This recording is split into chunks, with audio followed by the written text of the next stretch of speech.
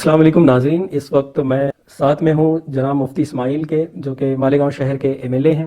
Sir, कल corporation में commissioner साहब की जो कार है, तो उसके करीब जब कुछ वर्कर्स आई तो उनके पीए ने कहा कि इससे 1 मीटर का फासला रखो आप लोग।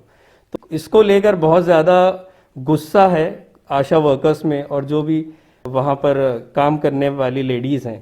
तो इस सिलसिले में आप क्या कहेंगे? मीटिंग के अंदर ये मुद्दा भी आया था कि आपकी कार के करीब कुछ लोग आए तो उनको रोका गया। तो कमिश्नर कहने लगे कि मुझे तो इस बात का पता नहीं है, हो सकता है उनके ड्राइवर ने या उनके पीए ने ये बात कही हो कि भाई आप करीब ना आए, लेकिन उन्होंने कहा कि मुझे इस बात का इल्म नहीं है। इस बात पर हम लोगों ने चिंता जाहिर की कि ठीक है, आप सोशल डिस्टेंस रखें, मीटर 2 मीटर की दूरी बना करके रखें, लेकिन उसके लिए इस तरह का शब्द इस्तेमाल करना और आने वाले लोगों को बोलना कि तुम दूर रहो, कहने का एक अपना अंदाज होता है, ये अंदाज मुनासिब नहीं।